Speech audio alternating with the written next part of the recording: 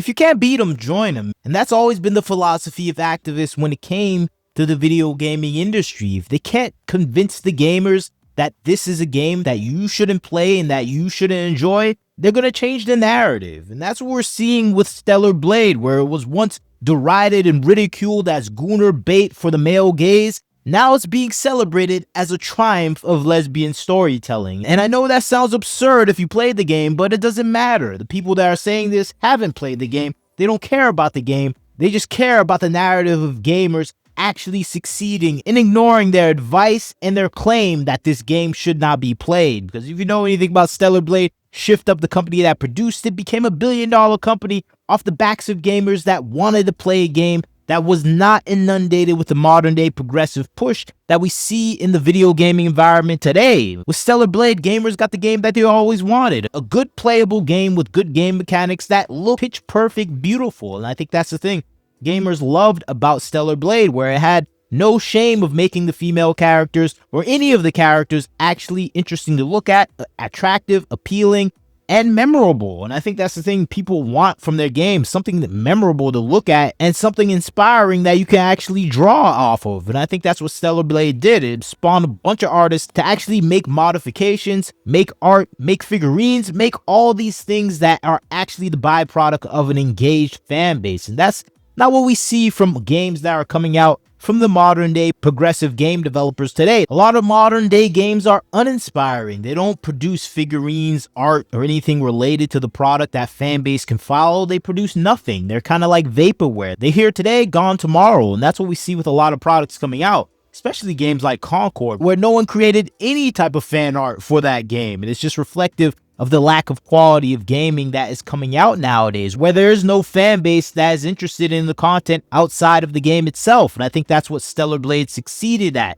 making something that was interesting to the fan base that they want to actually produce content for. And I think that was Stellar Blade's biggest success and the biggest crawl on these political activists that are trying to change the gaming industry. If you don't know who I'm talking about the sweet baby inks of the gaming industry, the consultancy firms that are dead set in changing the gaming industry into a place that is reflective of the progressive politics. And that's why they have an intent to burn down the industry to remake it in their own political leaning. And I think that's the result that we see from the gaming journalists that are out there in league with these consultancy firms, trying to put out the narrative and messaging that is changing the gaming industry to be more focused on these progressive politics that deal with diversity, that deal with LGBTQ policies, that have a focus on female-centric themes. And this is the essential thing that we've been seeing in the gaming industry these past few years with the game developers that are being hired nowadays, where they are influenced by the lobbying groups within these consultancy firms, within these non-governmental organizations that are pushing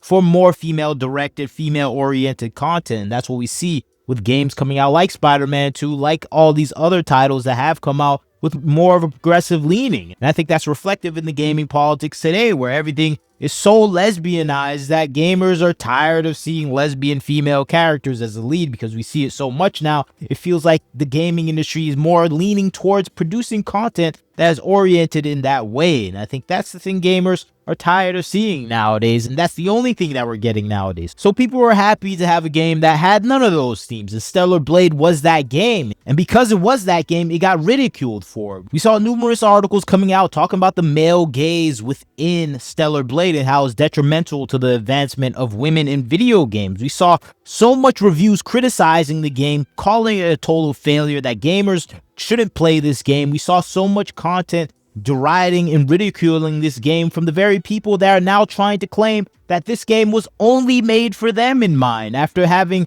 a year or so of them saying this game was the antithesis of everything that they wanted to see in the gaming industry. It was a game that was supposed to be erased by their condemnation of it. But that didn't happen. Gamers still played the game, and it became a massive success, selling over 3 million copies, especially after it was released on PC, making Shift Up, the developer, a billion-dollar company. And after all that success, you can't claim the game was a failure anymore. You can't claim that gamers don't like this game. And that is the thing that we're seeing happening right before our faces, as people come to the realization that they can't push away gamers from this game, so they have to force a new narrative change. And this is what we see often with these games. If they're too successful, even after all the backlash related to them, we see a pivot to, hey, these characters always been lesbian, You either accept that fact and this game was not made for you. And this is the pivot that we're seeing from online activists when it comes to Stellar Blade, where they're coming out and say, hey, Stellar Blade was made for the lesbians. It was made for the girlies. Eve, the main character, and her best friend Taki were always about a toxic lesbian relationship, and you need to accept that. And that is the narrative we've been seeing from multiple accounts online,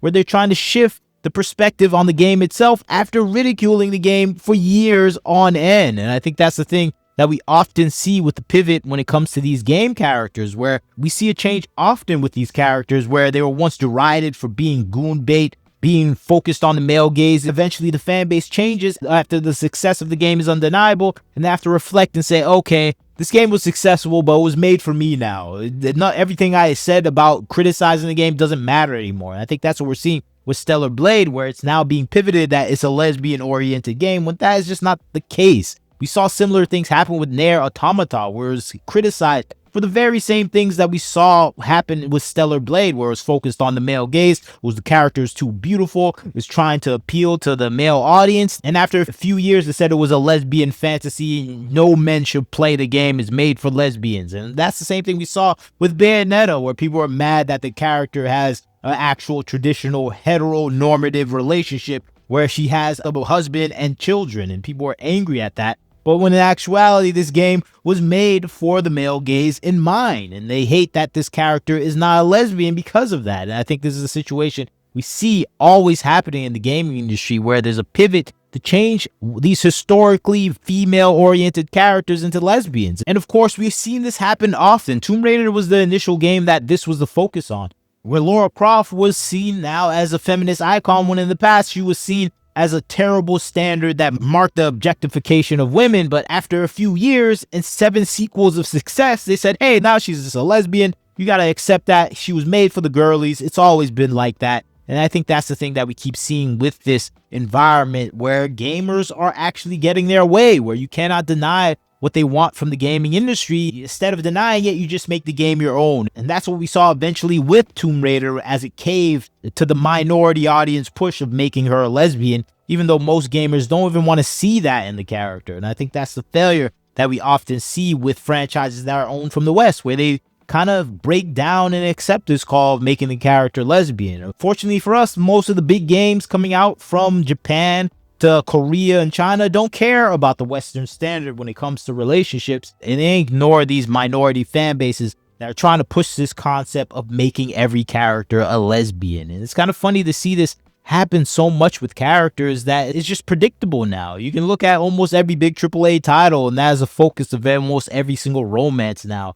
Everything is a lesbian romance, and gamers just are not really interested in the first place. I think in the first we were intrigued, like, okay, a lesbian relationship. We haven't seen this too much, but now we see it everywhere. We don't care anymore. We didn't really care in the beginning, especially when they don't look good at all as well. So gamers are just not going to pay attention to these characters. And I think this is the situation we often see in the gaming industry, where a lot of these people, if they can't change your mind that looking at beautiful characters is terrible, they're just going to make those beautiful characters gay. And I think that is the thing gamers are always seeing nowadays, and we're kind of hip to this strategy, where people were predicting this with the initial backlash against Stellar Blade. People were saying, hey, they're just going to make him a lesbian afterwards. At least the fan base that is hating right now, because they're going to see the success. And these people are like robber barons. They only can steal. They can't create anything on their own. And I think that's the thing that we're seeing with Stellar Blade. Since they couldn't create this fictional world where everyone hated the game, they're going to steal the game itself. And I think that's the thing that we're seeing happening with Stellar Blade. They're trying to steal it from the gamer or player base, and I think that's going to be a hard thing to do, especially since gamers are so dedicated to it. And it's a Korean and Asian developer. They're selling mostly to Asian people in China, Japan, and Korea, so they're not going to change what the character profile is, because the majority of gamers are not going to accept it. And I think that's the thing that we're going to see. And this is kind of long list in the line of failed attempts of changing these characters into a non-gendered, lesbian-oriented relationship. And I think that is the thing that we keep seeing, and I don't think it's going to work this time. But it's funny that it happens so often. And I think that's the thing gamers are talking about nowadays, thinking like, man, this is like the 17th time we saw this, and they keep doing it, and they're not stopping themselves from doing it again. It's a simple strategy, and I think gamers need to be aware of this strategy because it's going to keep happening, especially with more successful games. But you tell me what you think about the situation. I'd like to hear what you have to say. It's kind of funny to see them trying to make these characters lesbians, especially if you play the game. There's just no connotation that is happening, especially with some of the ending parts of the game. It's just not there, but they're going to try to make it there. And I think that's the thing we have to realize about these people. They just want to control any game that you like and make it their own. And I think that's what we're seeing with Stellar Blade. But you tell me what you think. Like, comment, share, subscribe. This is Wagner Knows Why. Catch you next time.